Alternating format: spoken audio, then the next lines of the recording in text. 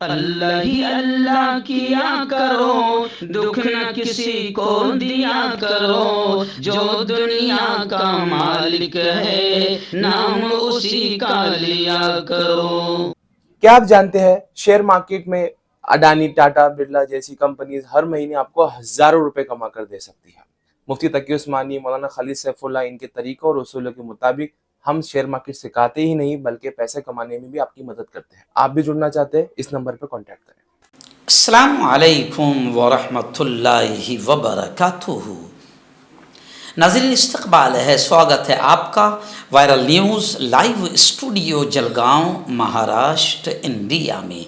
मैं आपका मेज़बान मुफ्ती मोहम्मद हारून नदवी। आइए प्यारे मुल्क भारत की बहुत ही ख़ास बड़ी 10 अहम ख़बरों पर नज़र डालते हैं। लेकिन सबसे पहले मैं अपील करूँगा कि जो साथी नए हैं और अभी तक इस बेबाक सच्चे चैनल से जुड़े नहीं हैं, अगर आप चाहते हो कि आपको मुल्क भारत की और पूरी दुनिया की सही और सच्ची खबरें देखने और सुनने को मिले तो फिर आप इस चैनल से जुड़ जाइए। सब्सक्राइब कर लीजिए हमारे इस चैनल को, बेल आइकॉन घंटी के बटन को दबा दीजिए ताकि हमारी हर वीडियो, हर खबर आपको आपके मोबाइल पर मिल सके। और हाँ नाज़रीन, हम हर रोज़ एक अपील करते हैं कि प्लीज़, ये एक प्राइवेट चैनल है, चैनल चलाने के लिए पूरी एक टीम काम करती है, बड़ा रुपया पैसा खर्च होता है। अगर आप चाहते हो कि ऐसे चैनल जो जुल्म और जालिमों के ख़िलाफ़ बेबाक अंदाज में बोल रहे हैं, अगर आप चाहते हो कि ऐसे चैनल मजबूत हों तो प्लीज़ आप चैनल की फाइनेंशियल हेल्प, माली ताउन, माली मदद ज़रूर कीजिए।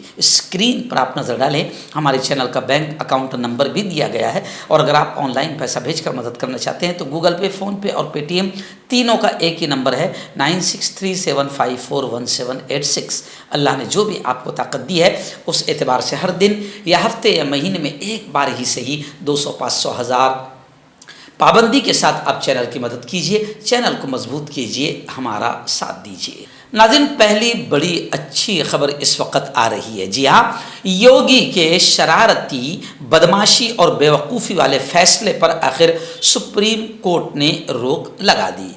एक्चुअल में ये शैतानी फैसला था जिसके ज़रिए से अंग्रेज़ों की चाल चलकर हिंदू और मुसलमानों को बांटने की एक नापाक शैतानी साजिश थी। सुप्रीम कोर्ट ने ज़बरदस्त फटकार लगाई और योगी हुकूमत के फैसले पर रोक लगा दी। कांवड़ रूट पर नेम प्लेट अब ज़रूरी नहीं, दुकानदारों को नाम जाहिर करने पर, लिखने पर मजबूर नहीं किया जा सकता। जमात इस्लामी की ज़ेली तंजीम APCR की पिटीशन पर अदालत उज़्मा का ये अहम फैसला सामने आया है।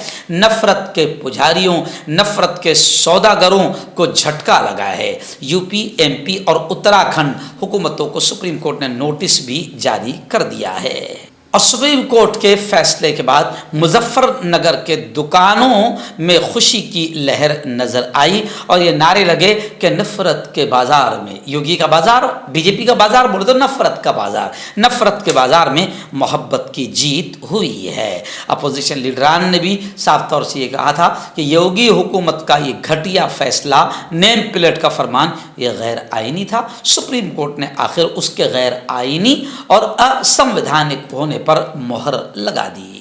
नाज़रीन, दूसरी बड़ी खबर आ रही है कि बजट इजलास का गुज़िश्ता कल पहला दिन था। पहले दिन ही नीट पेपर लीक मामले को लेकर ज़ोरदार हंगामा हुआ। राहुल गांधी ने एग्जामिनेशन सिस्टम को फ्रॉड करार दिया। वहीं पर अखिलेश यादव ने यह कहा कि ये हुकूमत कोई रिकॉर्ड बनाए ना बनाए मगर पेपर लीक में तो इन्होंने रिकॉर्ड बना लिया है। वज़ीर तालीम ने भी जवाबी वार किया। मोदी ने अपोजिशन पर गुज़िश्ता सेशन में गला घोटने का इल्ज़ाम लगाया था और कहा 2.5 घंटे मेरी आवाज़ दबाने की कोशिश की गई। वाह वाह। अब वज़ीर आज़म बेचारे मजबूर होकर कह रहे मेरी आवाज़ को दबाया जा रहा है, मेरा गला घोटा जा रहा है। वरना एक दौर वो था जब चीख कर वो कहते थे एक अकेला सब पर भारी। जी हाँ, लेकिन 56 इंच का सीना लाचार, मजबूर और बेबस हो गया। खैर, आज के दिन मरकज़ी हुकूमत का बजट पेश होगा। गुज़िश्ता कल पहले दिन तो नीट पेपर लीक मामले को लेकर ज़बरदस्त हंगामा हुआ।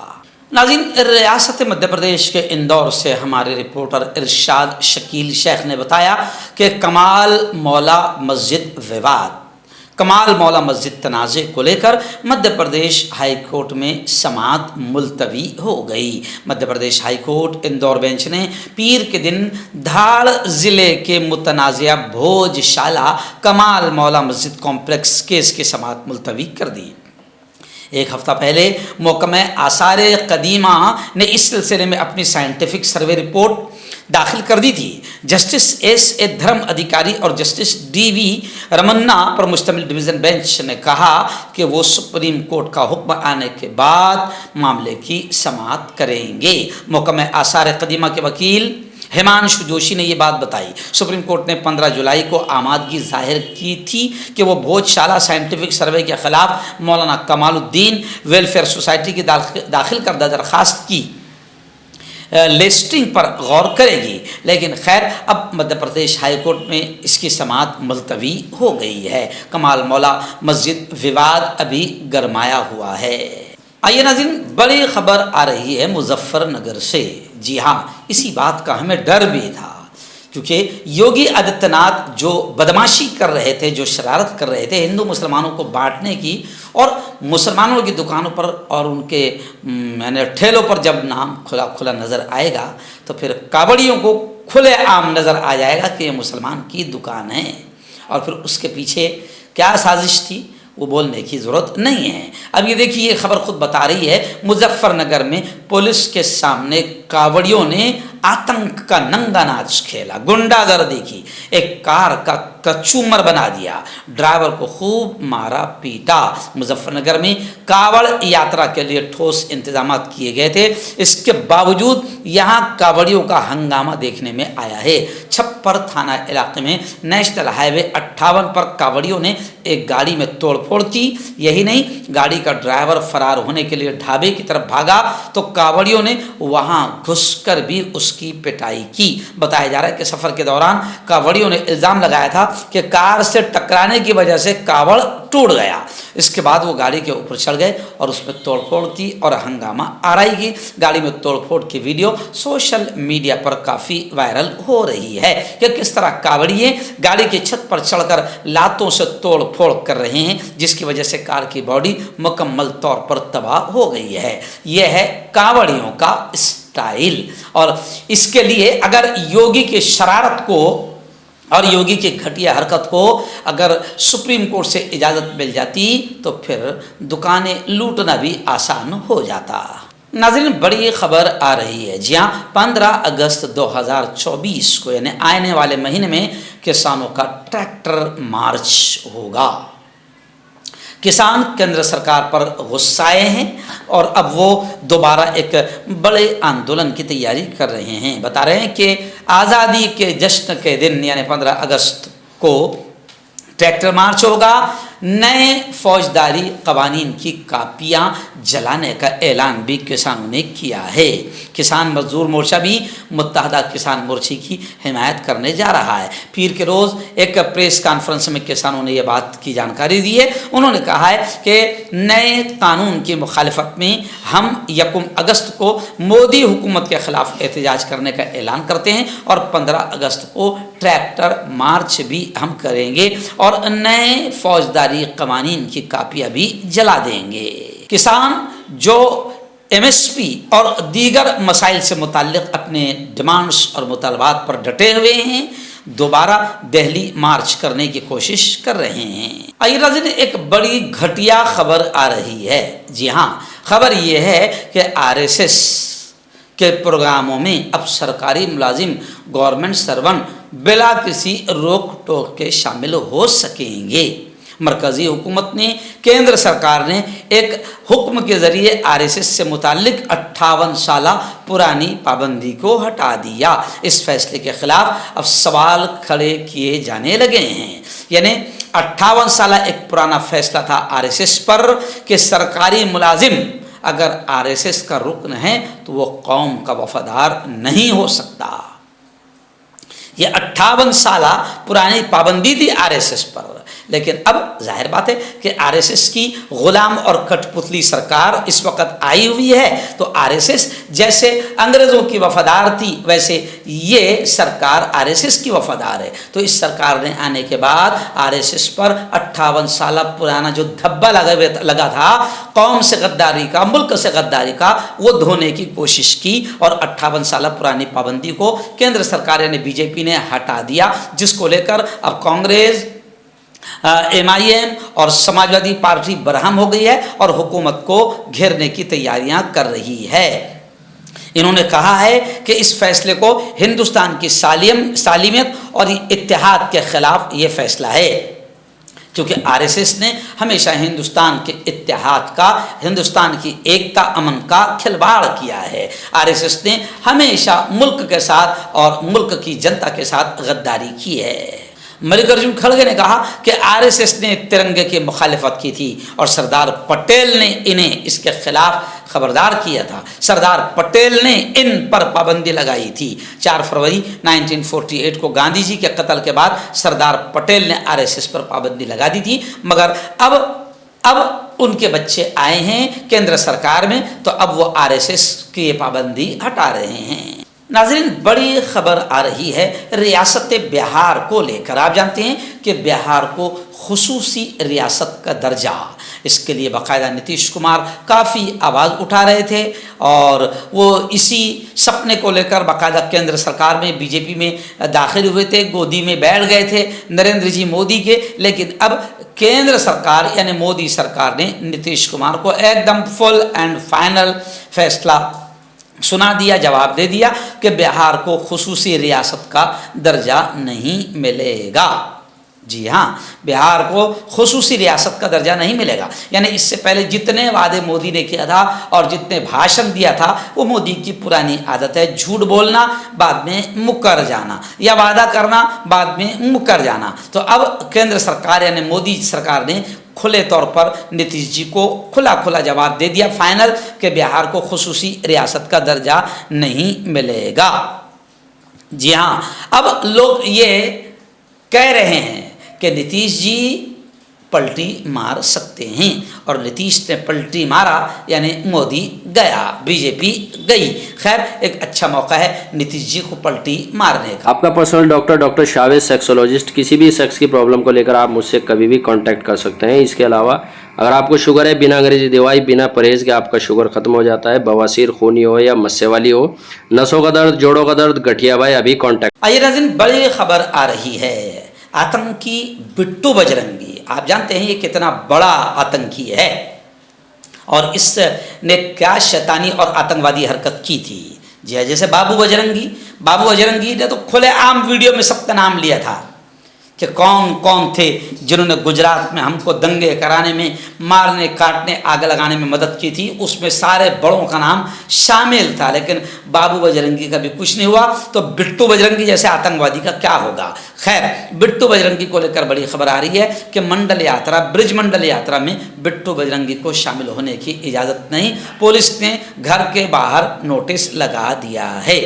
फरीदाबाद पुलिस की तरफ से बिट्टू बजरंगी के घर के बाहर नोटिस लगा दिया गया है, जिसमें कहा गया है कि गुज़िश्ता साल यात्रा के दौरान फ़िरक़ा वाराना फसादात भड़काने में इसके मुलव्वस होने की वजह से बिट्टू बजरंगी को यात्रा में शिरकत की इजाज़त नहीं दी गई है। बिट्टू बजरंगी के खिलाफ गुज़िश्ता साल नू फसाद से मुताल्लिक कुल 9 मुकदमात दर्ज किए गए हैं। पुलिस ने बिट्टू बजरंगी से कहा है कि वो यात्रा के दौरान अपने घर पर रहे।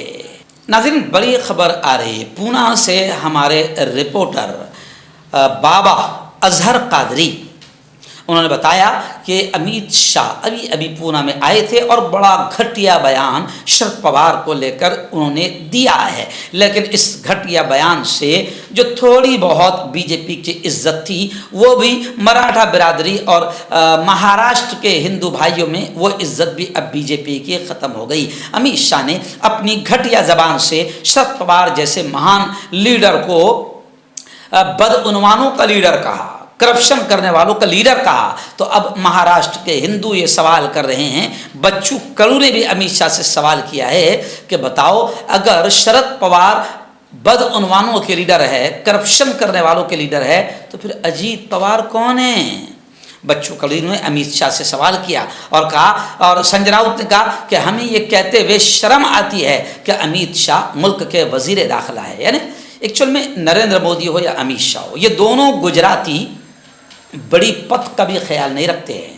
जैसे नरेंद्र मोदी झूठ बोलने में ज़रा भी शर्माते नहीं, उनको ये भी ध्यान नहीं रहता है कि मैं मुल्क की सबसे ऊंची पद पर बैठा हूँ, मेरे झूठ बोलने की वजह से ये कुर्सी बदनाम होगी, मगर खुद की इज्जत नहीं तो उस कुर्सी की भी इज्जत को नीलाम कर दी है। ऐसे अमित शाह है, ये भी झूठ बोलने में बिल्कुल भी हिचकिचाते शर्माते नहीं हैं। तो संजय राउत ने कहा कि हमको तो शर्म आती है कि अमित शाह जैसा झूठा मुल्क का वजीर दाखिला है। नाज़रीन, बड़ी खबर आ रही है। जी हाँ, विशालगढ़ फसादात को लेकर जिस तरीके से भगवा आतंकवादियों ने विशालगढ़ में आतंकवाद का नंगा नाच खेला, उसको लेकर अब महाराष्ट्र में ज़बरदस्त अंदाज में आंदोलन एहतजाज हो रहे हैं और चारों तरफ से भगवा आतंकवादियों के खिलाफ आवाज़ उठ रही है। और ये सीधा सीधा मामला बीजेपी से जुड़ता हुआ नजर आ रहा है, क्योंकि बीजेपी ने लोकसभा में जिस तरीके से हार का मुंह देखा, करारी शिकस्त बीजेपी को हुई है, बीजेपी बौखला गई है। राम मंदिर भी काम नहीं आया है, धर्म भी काम नहीं आया है, तो बीजेपी अब आने वाले असेंबली के इलेक्शन को लेकर, आमदार के इलेक्शन को लेकर हिंदू मुसलमानों में दंगे और फसाद फैलाने का काम कर रही है। इसलिए अब अपोजिशन का ये इल्ज़ाम है और कांग्रेस ने साफ तौर से कहा है कि विशालगढ़ फसादात हुकूमत की निगरानी में हुए हैं, हुकूमत की सरपरस्ती, हुकूमत का सपोर्ट, यानी फडणवीस शिंदे सरकार का सपोर्ट विशालगढ़ में दंगा फैलाने वाले आतंकवादियों को था। कांग्रेस ने यह भी कहा है कि मराठा रिजर्वेशन की नाकामी का ठीकरा अपोजिशन पर फोड़ा जा रहा है। खैर, पूरा महाराष्ट्र जान चुका है कि महाराष्ट्र में जो फसादात करवाए जा रहे हैं ये आने वाले विधानसभा इलेक्शन को मद्देनजर रखकर हिंदू और मुसलमानों में नफरतें फैलाने के लिए किए जा रहे हैं।